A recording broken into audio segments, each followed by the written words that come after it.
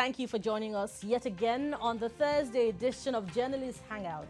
I am Bukola Samuel Wemimo. Today on the program, FEC issues directive to Finance Minister to effect payment of minimum wage. JEGA urges INEC to protect its autonomy ahead of 2023 elections. And later on the show, kidnappers of Ondo Federal High Court Judge demand 50 million Naira ransom. I will be hanging out with Dare Odufowoko and Tunde Abaton. Journalist Hangout starts now.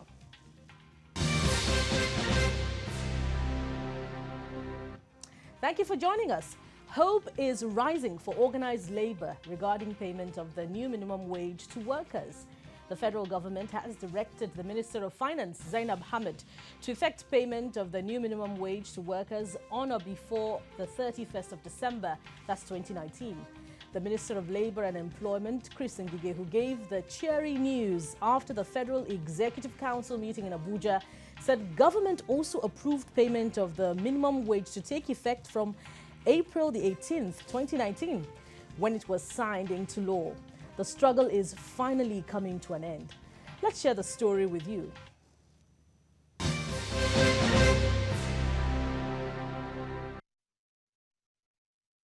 Organized labor and the federal government may have reached a middle ground over the contentious minimum wage payments. Minister of Labour and Productivity disclosed that this week's Federal Executive Council meeting approved the financial implication of the new minimum wage. For emphasis, the 07 compartment received 23.2% rise. Grade level 08, 20%. Grade level 09, 19%. Grade level 10 to 14, 16%. Grade level 15 and 17, 14%. In the comps, which is the pure civil service structure, and agencies earning the same wages as those in the civil service. You have the Congress and Contesty Compartment 2. They have 25.2% for grade level 7 or equivalent, grade level 8 or equivalent, 16%, 8 to 14, 16%, 15 to 17 or equivalent, 10.5%. Welcome yet again to Journalist Hangout, and I also welcome my guests, Dare Odufowoko and Tunde Abaton. Thank you for joining me. So just yesterday on the program, it was being expressed that, Labour shouldn't be optimistic that they may not get arrears because events reminiscent of the Udoji Awards of the 70s when federal government paid jumbo pay to workers, and then there was inflation. But now the civil servants are getting arrears that will be backdated to as far back as April. It appears it's celebration time for federal government workers, for workers generally. Yeah, for federal government workers. Workers, okay. For federal government workers. We must not lose sight of the limitations of states. This is not yet Uhuru. Okay. In fact, I believe very strongly that what we have just witnessed is actually the beginning of the struggle to ensure an all-encompassing implementation of this salary increase. We have 36 states and the federal capital territory, Abuja in Nigeria, 37 units. The federal government is just one tier of the 3 tiers of government we have. We have the federal, the state, and the local governments. What I heard Ngige saying is that the Federal Executive Council has directed the Minister of Finance to pay federal government workers. And in the footage you just showed, he also went ahead to explain that some agencies too, who are under the federal government, will also be paid. The question is, what happens to the state workers at state level? Then we still have those at the local government level to contend with. Mm-hmm. Why am I raising this? I am raising this because we cannot continue to sweep serious issues under the carpet. Some governors came out to say, look, if you force us to pay this money, we will either retrench or we will be owing. Mm-hmm. That issue was never addressed in all the discussions. All the committees kept meeting. We kept reading the outcomes of their discussions. I didn't see anywhere where this issue, this very serious concern raised by state governors were addressed. If we didn't address that, we are saying, federal government, we signed it. Yes, we are going to pay. State governors pay. I am not one of those who believe that there are no states that actually would not be able to pay this. In our agitation in favor of the labor, Yes. and of course, we have to be mindful of the limitations Of the the states. states to pay. And indeed, it has been expressed that That is the exactly states what should I'm be saying. allowed. If we are now allowing the states, if we are allowing the states to determine how or when they will pay, where is equity? Workers at the federal level will enjoy this new increment. Workers at state level will not. Are we promoting equity? Are we ensuring justice? Are we creating disparity where there was none before? But already, today disparity exists even without the implementation. Well, as we await the implementation of the 30,000 new minimum wage law. The problem we have in this country is that we like to interpret laws as it fits the moment or the particular situation.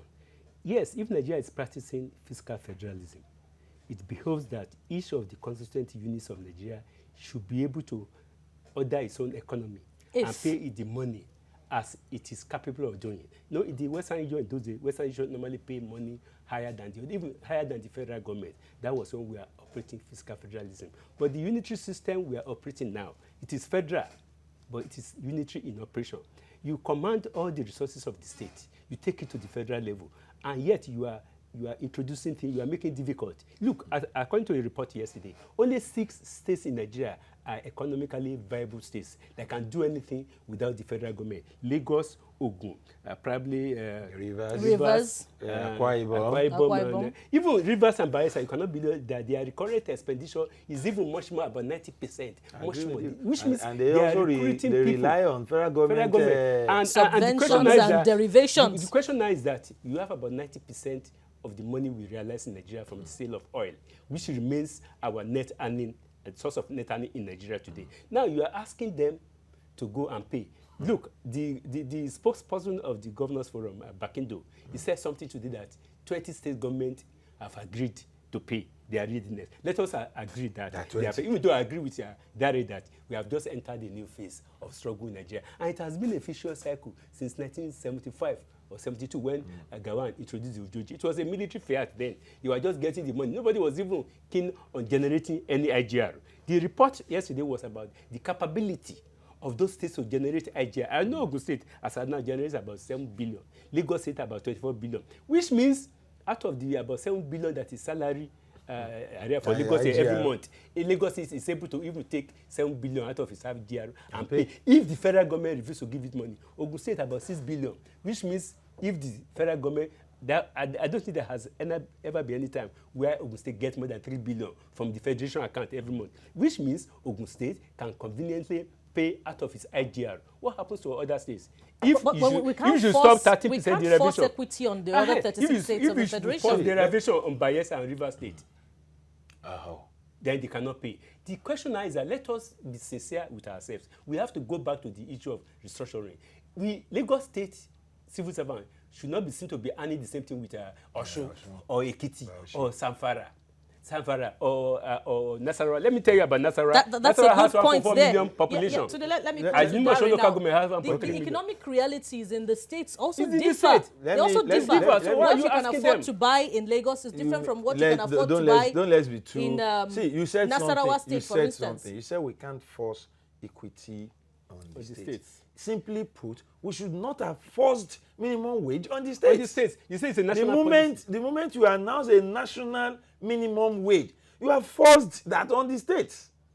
If I work in Lagos and Lagos State refuse to pay me 30,000 naira or its equivalent, I can approach the courts relying on the National Minimum Wage Act law passed and signed by President Buhari at the federal level. And when you look at that law, and I'm coming. If that is binding on the states, it simply means we are not considering the kind of structure we have on ground. Lagos State will pay. Ogun State would manage to pay. River State will struggle to pay. I don't see an Ekiti paying without tears, or Osun, or Zamfara, or Ebonyi. These are states that will pay and every other thing will be crippled. I am not agitating against minimum wage. I am saying beyond what the federal government just said, there should be a way to ensure that Nigerian workers, because they are Nigerian workers and because we run a unitary system in the sense of it, what we call federal it's not in operation. Federal system in Nigeria is an amalgamation it's feeding bottle economy. Amalgamation of various types of economic always ideas at the end of the day that somebody go back to the federal. Let me take this call, but before I take this call, let me begin to give you something to think about. Can states that cannot afford to pay, can they legislate to their own convenience? Let's take Anu Oluwapo before you respond to that. Hello, Anu. Oh, Anu, I apologize profusely for keeping you waiting for just a few seconds. Please try to call back. Yes, you just hit the nail on the head where I was actually going. Now, those states that cannot pay, that we all know that sincerely these states cannot pay, with the arrangement we have put in place, we are leaving them in precarious situations, because you ask the question, can they legislate? My answer is no. In this current arrangement, they cannot. If we have a national minimum wage that is signed into law, no state, because the constitution makes it very clear that where the laws of the state clashes with that of the federal government takes precedence. It supersedes. So what we ought to have done is go back to our constitution, restructure. You see, those calling for restructuring, I think we are even making the issue too technical. We should begin to restructure per issue, then it will be faster. Now we are having an issue on our hand. Now, minimum wage. Ekiti cannot pay. Osun may not be able to pay. Zamfara will not pay. Ebonyi is in trouble. What do we do? That is the discourse. If we leave it at that, do you know that when Governor Fayemi says he will pay? Well, I just say that he cannot pay without struggling. He will struggle to pay. It's easier said than done. What we ought to have done is to ensure that we have a platform that is equal. If you are unable to pay, this is the leeway for you. This is when it was increased to 18,000. I checked the book. Some states never paid 18,000. Some states never paid. And till now, why not paying? They were owing 6 months, 7 months, 9 months. Now you said they should pay 13. The situation is that they will just not pay, and their workers will struggle. I mean, shout, and then keep quiet. Then those at the national will continue to collect 30, while some people will struggle. If we have the right system, if we restructure Nigeria properly, the moment you apply to work as a civil servant in Ogun State, you are already aware that the pay differs according to states. So that is what you signed for. You are not being cheated. But where we feel there is a national wage that should be paid, and some people now earn less. I am advocating now on behalf of those who will earn less unless we address this issue. It is just not fair on those workers in Zamfara, in Ekiti, and Osun, and it's not be able to benefit from this. It's not just state workers that are getting the short end of the stick. We have another caller on the line. Hey. Yeah, good evening. Hello, good evening. You have been consuming my credit. You have to pay for this. Okay. I apologize, Bob. Yeah, you have been consuming my credit. Thank you for holding on. Okay, very quickly. You all right? Go ahead with your contribution. Make your contribution.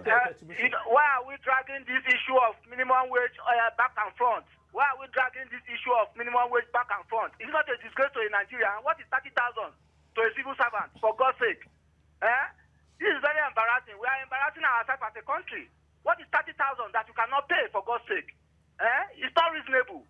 By the time this arrears accumulates now, they will not be able to. Yeah, that's Bob there venting. Perhaps Bob is from a state where they cannot afford to pay the minimum wage. I think the problem, basically, like he said, is that we are a country where we are fond of running away from the basis of our problem. We are fond of running away from the fundamental causes of all sorts of problems. Nigeria is a country of one day, one problem.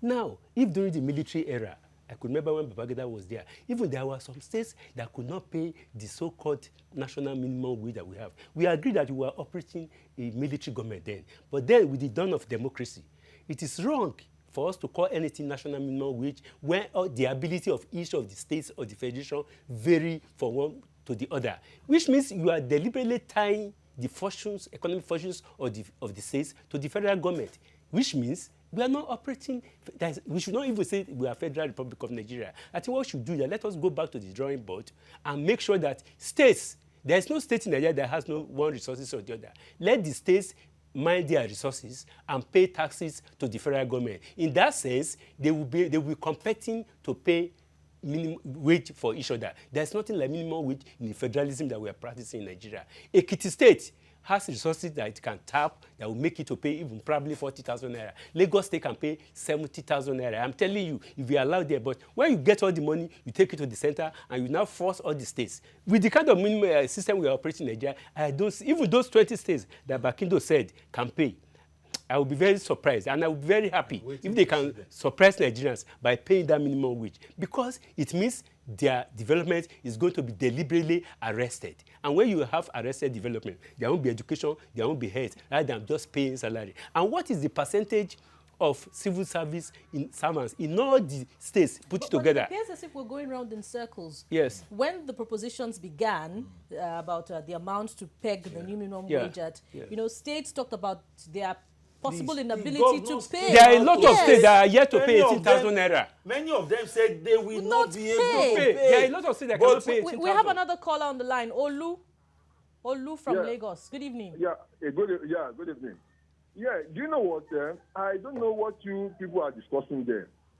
We need to take a cue from what happened during the Gowon regime, 1997. This thing brought a hell of inflation into the country.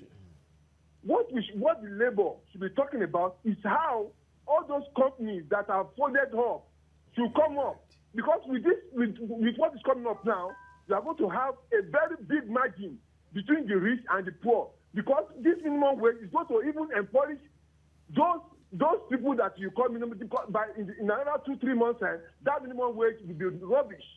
You'll be able to, it will not even be able to take you home. In another 6 months time, the areas that the president will be wiped off by inflation, by everything. All the companies that have folded up, why don't the company subsidize them? Why don't the Labour talk about the textiles, the tires industry? All this, let them come up. And all these people, the people that earn their loan, their children can be employed. No employment, no nothing. You are talking about minimum wage. What between minimum? What kind of minimum wage are you talking about? You look at America, look at UK. Okay, thank you, Olu. So like you made your point. Yeah, like we were saying that. Look, sorry, sir. I want to quickly disagree with the last caller. You see, the right to have wage increase is one of the fundamentals of workers. And it is entrenched in our constitution. It is just that I keep blaming Labour for what happens. The constitution says every 5 years, salary or wages of workers must, it is not should, it is not may, must be increased. It's not conditional. An increase. Because those who've drafted our laws. And this new law is behind by about 3 years. The last one was 2011. Meaning that 2016, we ought to have had an increase. I don't think anybody should fault Labour or workers for demanding for wage increase. What we should look at is the implication of a national minimum wage, where we have federating units that it is not only that they cannot pay. They came out to say, look, we will not be able to pay. So why are we ignoring the fact that some people will get, some people will not get? And those, for example, in Lagos State, here you have federal workers who will earn the minimum wage. You also have state workers who may not, local government workers who may not, and they will all go to the same mall to buy things. They will all pay to the same drivers when they take transport. So, and I bet you, it is the system of our kind of economy. The transporters are waiting to jack up their fee. Mm-hmm. The market women are already planning on how to get their cuts. The tailors, the welders, and we will all operate in the same economy. When we talk about state workers, I was saying earlier that the private sector workers is still there. Yeah, they're also there, and what we call the new minimum wage is a national policy, so it ought to apply. But is it all companies, private companies, that have the capacity to implement this new minimum wage? I think what we have to know is that before any worker can sign up for any particular company, you will know the capability of that company. I mean, they will tell you their condition of service. But unfortunately, when you are in a recession, when in an economy where out of every 1,000 graduates, only 20 can get a job, can they negotiate? Their power for negotiation is already compromised by the deluge of unemployment in the country. But what we are saying now is that instead of moving around in circles, like he said, by now, as at now, the states and federal government, they are in arrears of 6 months salary arrears that they're going to pay. By the time it is December 31, it's going to be 8 months. So if it is convenient, because I want to believe that the first decision yesterday was convenient for the federal government to pay. Then, in other words, you call it national minimum wage. You are throwing the buck back to the states. So what we are likely to witness in the next 6 months is agitation and serious labor crisis all over Nigeria. And I will support Labour to now go after the state governors and the private sector. Labour should not shift its attention to the governors because it is national. I expect that the governors will be part of the negotiation enough to drive home their point. That, look, this is what you want us to pay, support us in this manner. They cannot say they won't pay if it is national and our constitution recognizes that anything that is signed at the federal should trickle down. They should have asked for help. That our own states too, we need to pay. If they kept quiet and they allowed the federal government to sign them into bondage, it is not our business. They should stop collecting security votes. They should reduce the number of the heads they have. They should reduce their commissioners if possible. They just have to pay now because they watched the federal government sign force it this is on doubtful that states will take these suggestions into well, consideration. they have no choice. You're watching Journalists Hangout. Still to come. JEGA urges INEC to protect its autonomy ahead of 2023 elections. Stay with us.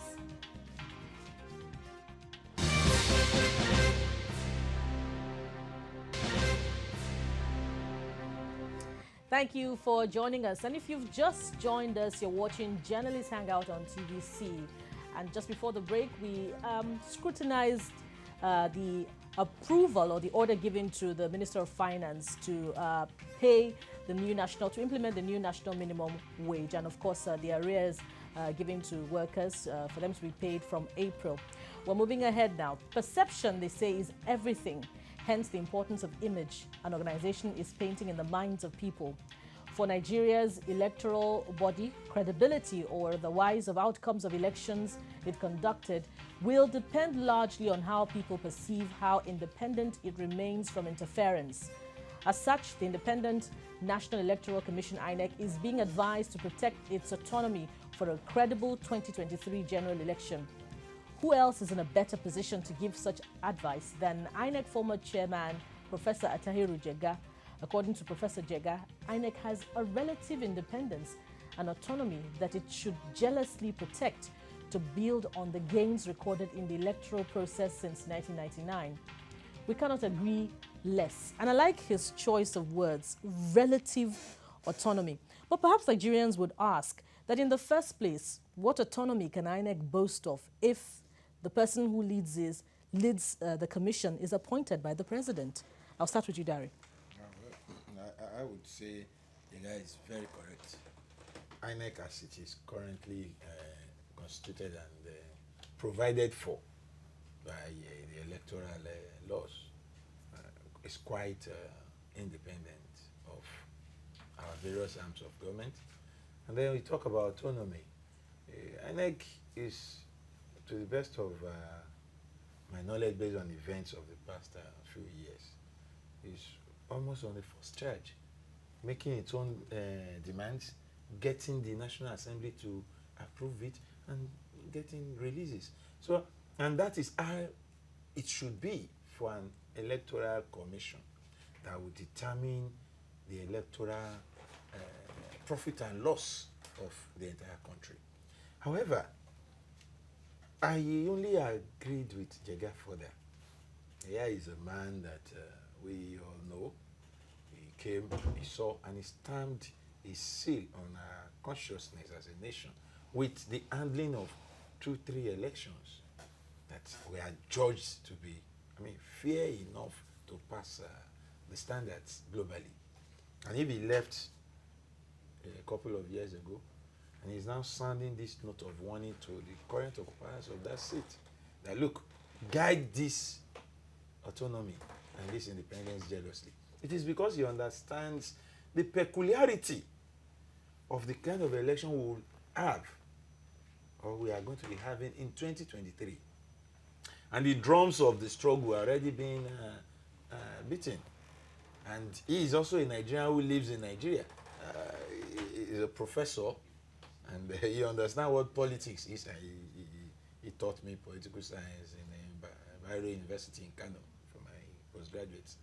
And he may probably be saying this because he's already seen some signs that are also making him to be worried. And he's reaching out to INEC that, look, what we have going for you are independence and autonomy. Don't surrender it to any other arm of government or any of the arms of government.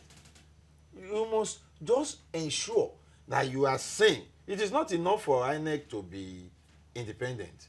It must also be seen to be independent. So if you give reasons for people or groups or political parties or the opposition to doubt your neutrality, then whatever election you will be conducting is already, threatened. The outcome may no longer be as acceptable as it ought to be.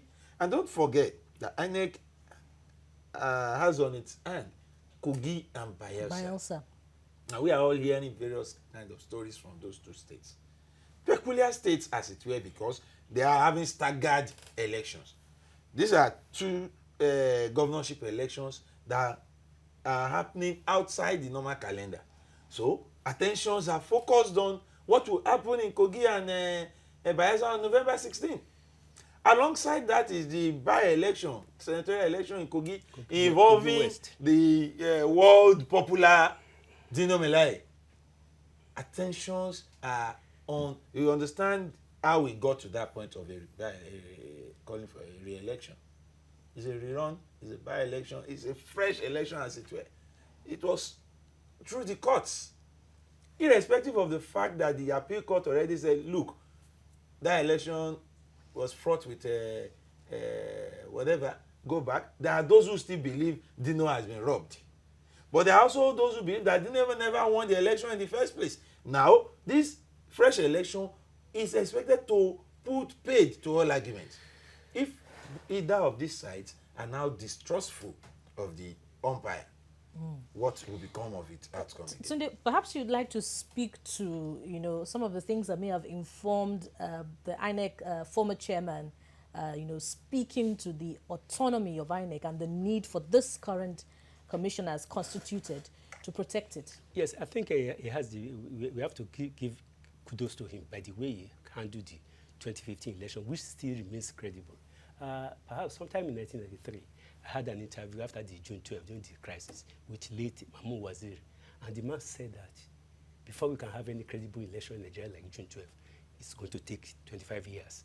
But thank God that 2015, we're able to have somebody like JEGA. Because look, persons determine the office. JEGA must have put his own personality and his own integrity in that particular election. It is not, autonomy is relative. It depends on how you are ready to weave it. That was why he used the word autonomy, and it is relative. It depends on what the new INEC chairman wants to make of its own name, of its own integrity, and the way it's going to work it out. Because if they give you all the powers in the world, you can also, it's like in the newsroom, news editors are gatekeepers. But at the same time, you can submit yourself to the unseen law of the interest of the publisher or the owner of that thing. So that unseen law, you are the only one that have seen it. So that unseen national security, it may be the INEC chairman that will now begin to define to us that in the interest of national security, I have to take this one, I have to take that. But the way JEGA conducted the 2015 election, he has seen it all. The man is like a door now. He has been inside. He's now outside. He's now telling this man that everything depends on you because you have the relative power to do it. But November 16 will come, and it's going to be a litmus test of whether the INEC chairman passed the tests of autonomy from immediate past elections concluded? Let's look at Ekiti, for instance. And what we are saying, what I'm saying now is that, wait, let us forget just that. concluded the presidential election and National Assembly election. So that's another opportunity they have is November 16 election in both in Bayelsa and Kogi State. That of Kogi State is double-edged because they have to have senatorial run, Kogi West, involving Melaye and his so-called wife in court, Adeyemi. So his political wife, Adeyemi. So the INEC have to show us that by 2023, what the guy said will not come to pass. Because if Nigeria should lose interest in the ability of the umpire to do that thing well, now we are 4 years away. Already the storms are gathering. As if we are going to war. And in Nigeria, like many other countries in Africa, election is always like war. And we have the ability, the INEC chairman can make a difference. So the guy is just trying to say this man that irrespective of whatever limited autonomy you have the ability to make the difference based on the resources you have. Whether he can make that difference will be determined by what is going to happen on November 16 in Bayelsa and Kogi State. But I think with the powers he has to make a difference. And he has to tell Nigerians that he's able to surmount all these fears that is being expressed both by the CIA, by America, and by JEGA, who are saying it all. There are a lot of things that JEGA did not say. But for him to say that INEC has enough autonomy in his hand, it means he has seen certain things that is wrong with 2019 elections. Because you cannot compare 2019 with 2015. There's no basis for comparison. But if we also look at some of the commentaries trailing elections of the recent past as supervised by this current INEC administration, there are talks about militarization of the election, that you only see such, in a climate like Nigeria. In other countries, they've adopted technology communication for elections and all of that. So with all of this, it's inevitable to find, security operatives invading INEC offices. These are some of the things that we saw in elections in the past. So is INEC pseudo-autonomy or a real autonomy? Yeah, well, the area you are talking about now are beyond INEC, I must tell you. The electoral we recall that even JEGA himself said that in 2015. He had to announce the postponement of 1 or 2 elections and citing security issues and announcing to Nigerians that is beyond me. I cannot provide security during an election. That tells you that INEC's autonomy and independence is also interwoven with some other factors. It is not just INEC. You see, I want to look at 2019 election and some other election like Osun and Ekiti conducted by the current INEC. And I said they've not been doing bad. They've not been. It has not been too bad. Well, you must also know that 2019 election is simply incomparable to 2015. The factors, the issues, the arrangement, the context are not just the same. But 2023 will be akin and similar to 2015 in all ramifications. The factors are there. We are going to be having the same type of situation again. The divide is going to be sharper. The interest is going to be more. The opposition is going to be fiercer than what we saw in 2019. By the time we get closer to 2023, you will realize that 2019 was a family affair. If you want to compare, you will go back to 2015, which was just simply war. The politicians came out and told us they are going to war. We didn't hear much of that in 2019. Because, yes, there was a contest. But now, for JEGA to come out and say, he didn't say that on the road to 2019. He realized the fact that it is not going to be as tough as what he had to face in 2015. He also had 2011 to compare with 2015. He made more preparations towards 2015 because as a political scientist, he knew the difference and he prepared. We have John. Let's not keep John holding for much longer. Sorry, John. Hello. Hello. Okay, baby. Well, I'm greeting you for that. I love your effort in and my name is Albert. My name is Albert John.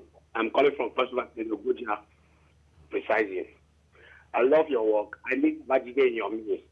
The gentleman in the center with the white, with a bubble in his eye, and the blue man at the corner I love you. Continue your work. I want to contribute for the first topic.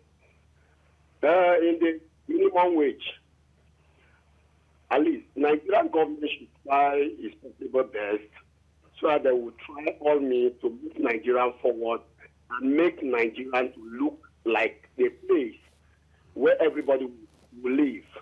Because I find it very difficult. I'm a businessman. I haven't collected salary in my life since in my lifetime. I started my home 15 years ago. And I live up my life like we lost that call through to Albert there, but he has made his point. For you, Tunde, do you agree that with the immediate, the just concluded elections of March and February, that INEC has passed I think, that test? Yes, probably they show that they have been able to, there are a lot of mistakes, especially the issue of using military. Because, where we are compromised is the fact that there are times you don't even know the layer of control in Nigeria. Because it's only in Nigeria that some people can put on military uniform, they snatch ballot boxes. But if the president can be bold enough to do something, let us go to electronic voting. There won't be need for anybody to snatch any ballot box anywhere to do any other thing. But the problem with us is that we always fear, whenever we're in position, we fear to do something that is new. Because in Nigeria today, where you can go to a bank and you collect your ATM in 30 minutes, when you want to collect voter's card, the whole country has to be shut down because we are collecting. All the two contains the same data. So why can't we collect it the day you go to a local government? Just drop out your go and get it. Because it is only not only that on the day of election that election is successful. It is a lot of processes that leads to that particular election. If people cannot get their voter's card and as well due, the election is already compromised. If people cannot locate their polling booth as an at-when due, the election is already compromised. So if candidates are sure that in their areas of strength, their people have been technically disenfranchised because they cannot vote, the election is already compromised. So a lot of things, INEC has 4 years to plan. Like I said, a Bayelsa election and a Kogi State is going to be the litmus test for whether INEC will be ready or not. Then as to the whether issue it's ready to protect its autonomy or not. Because relatively, they have a lot in their hands to do. Now, speaking of protecting INEC's autonomy, let's look ahead, in line with Professor JEGA to 2023. Let's look at constituting INEC's board. It is beyond INEC, truly, because it is currently left to the whims and caprices of the president. But can we begin to look at the possibility of, adjusting that so that INEC can be truly autonomous? See, as it is now. If we remember the events of 2015. I want you to understand that as it is today, what we need to adjust is our thinking as individuals. Look at how INEC is constituted. The president makes nominations. The National Assembly approves. So, and then you still find the same thing applies in states. The governor makes nomination into the state electoral commission. The state assembly approves. Then I don't want to use the INEC as the example. Now I want to cite an example with state. Then you still find in some states non-politicians, card-carrying members of political parties in power are appointed into electoral commissions, and the national and the state assembly, where they have the opposition having its own members too, who pass such person. It has also happened at the national level before. So is it the president's power to appoint that we are going to be hammering on, or the powers of the National Assembly to say no? Beyond party politicking, members of the National Assembly should be able to say no in the interest of our democracy. But in a National Assembly where the ruling political party dominates assembly. I am not talking about opposition. The result is inevitable. It's predetermined. It is not. Where the individual, not minding his party affiliation, will be able to say no. I am APC, yes. But this person is a card-carrying member of APC. It shouldn't be here. But is that what obtains? It is not obtaining. That's why I'm saying what we need is the changing of the psyche of the individual politician.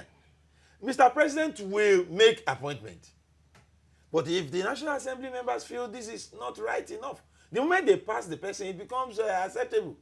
We are not in a position to change that. We will only come here again on Journalists Hangout and complain. But what effect is our complaint when we have voted for a representative to go do that for us? And it fails us. And it is because representatives know that either I do what my people want or not. Today, your last words on this before we go for a break. I will refer to late Justice Taslim Olawale Elias. He made a comment in probably 1991 that our problem is that we are impatient with democratic principles. The moment you get elected to the state assembly, the state interest must predominate in your mind.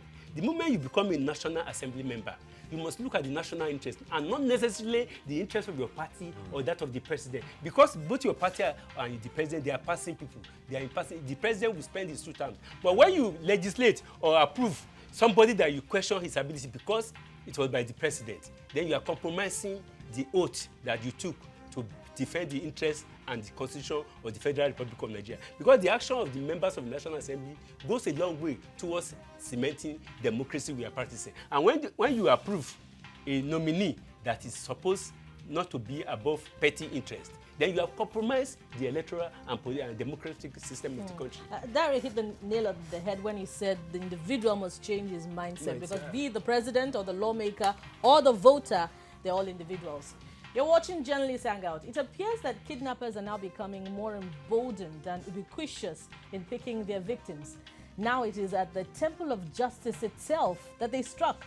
On Tuesday, some kidnappers abducted a judge of the Federal High Court sitting in Akure, Ondo State. That's Justice Abdul Dogo. Justice Dogo was kidnapped with his driver at the Ibilo, Isua-Akoko border area between Ondo and Edo states on their way to Akure from Abuja. They are demanding 50 million Naira ransom for his release. Interesting, gentlemen. Men of the law who maintain law and order have become attacked, victims of attacks of kidnappers. Also, men of the third tier of government. It's interesting, and it's getting beyond the powers of what security operatives can check or curtail if they're also victims of attack. What are your thoughts, Dari?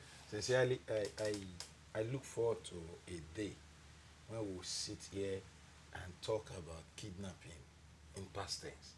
When I'll be able to look at my brain and say, in those days when kidnapping was rife, I pray and look forward to it. But I have my fears that this may just have come to stay with us for a long time.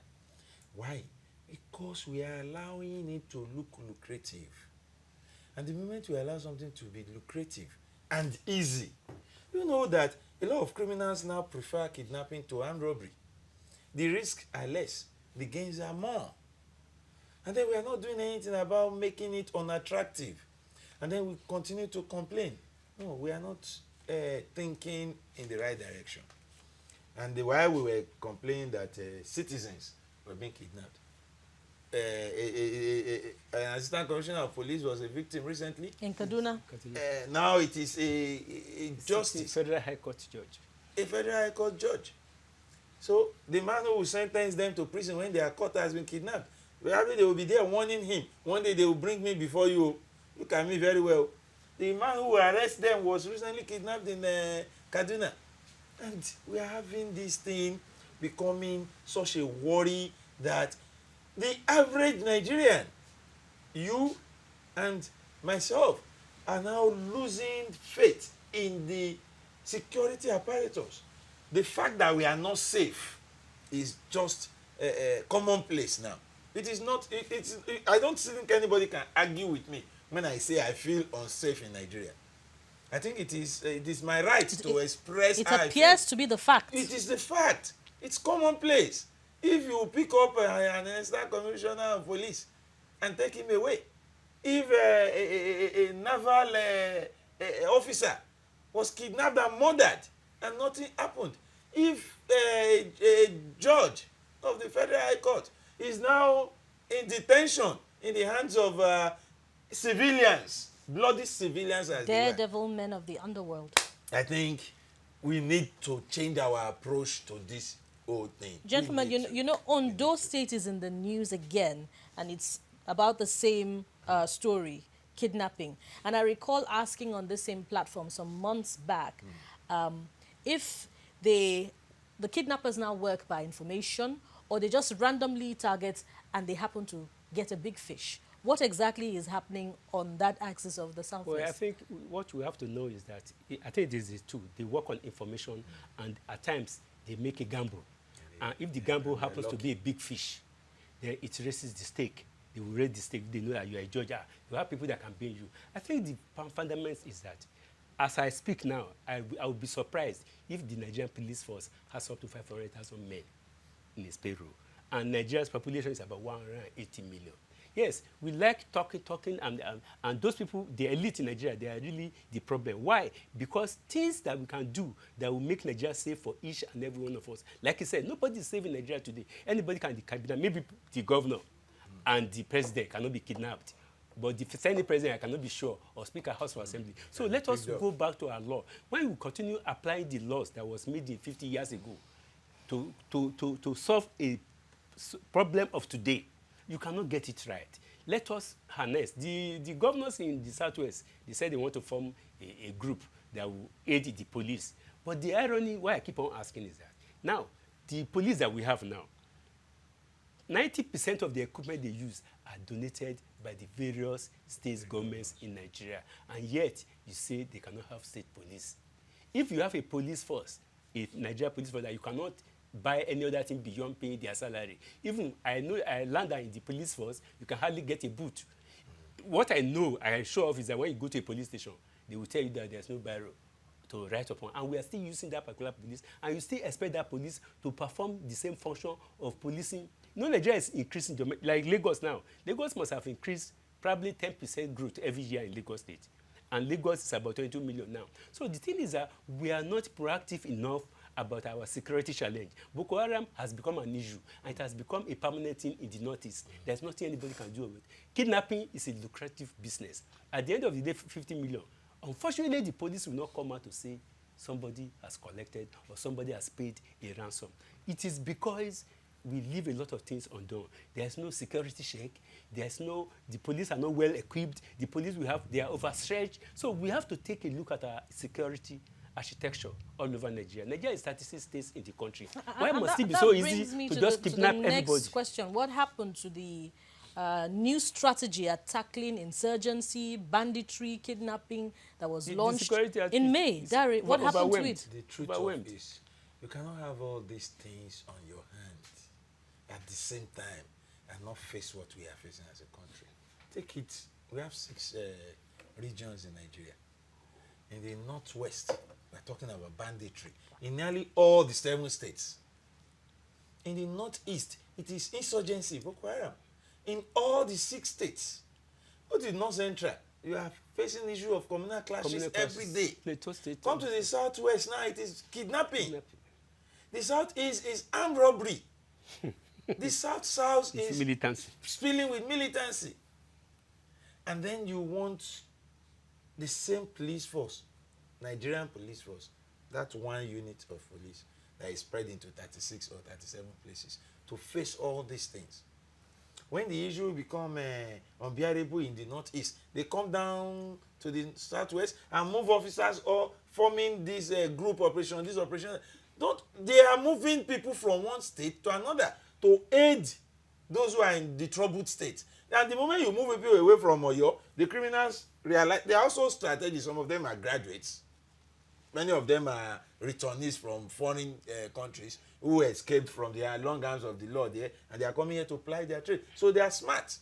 They say Oyo is, they moved about 3,000 policemen to Zamfara from Oyo. Oh, let's move to Oyo.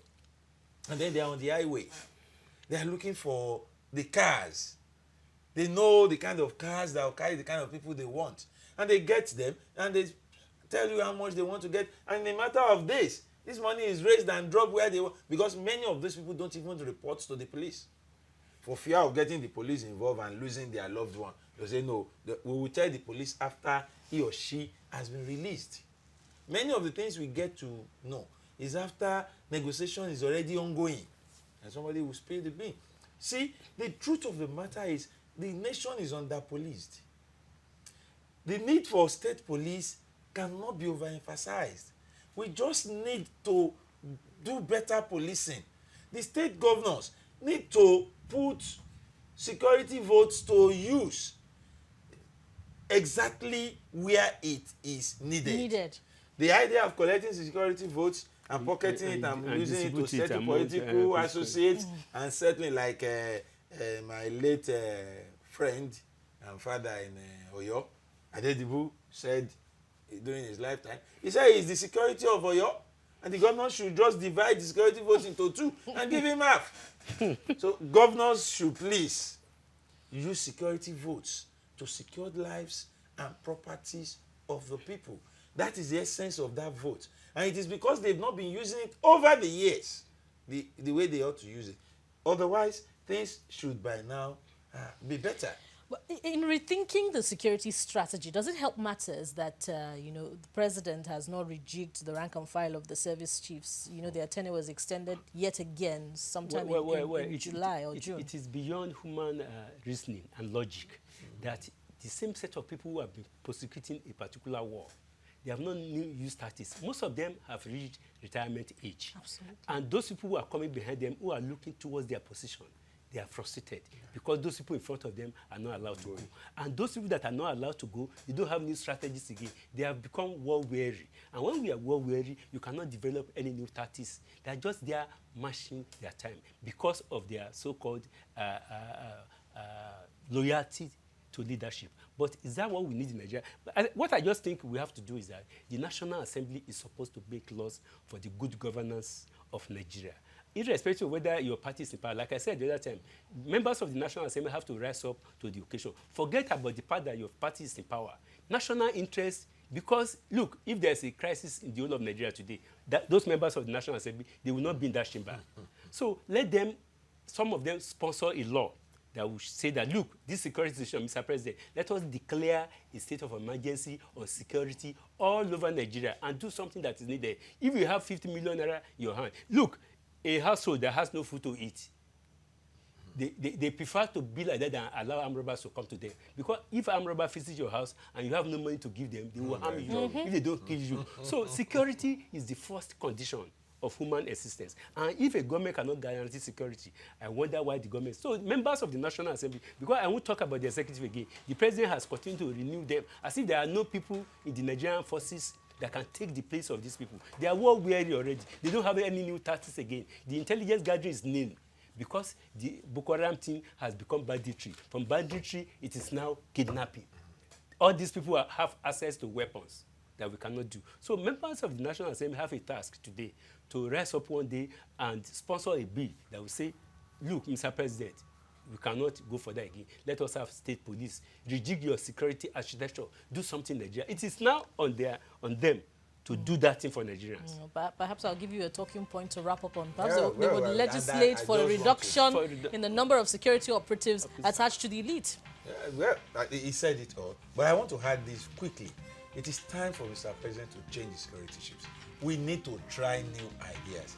I want to appeal to Mr. President. He obviously has his reasons for keeping them, but those reasons can no longer surface in the current situation. Let's bring in new persons to give us a new ideas about how to tackle this issue. Burata and others, they've tried. It's time for us to try new tricks. And only new persons can bring new tricks. That's the way I see it. Yeah. Great talking points for the National Assembly and, of course, the executive as we wrap up Journalist Hangout today. Thank you for watching. Join us again tomorrow for another edition of the program. You can also watch Journalist Hangout on other platforms showing on your screen and on YouTube at youtube.com/TVC News Nigeria. Our feedback channel is Journalist Hangout at tvcnews.tv. Thank you for watching. I am Bukola Samuel Wemimo. Bye for now and God bless Nigeria.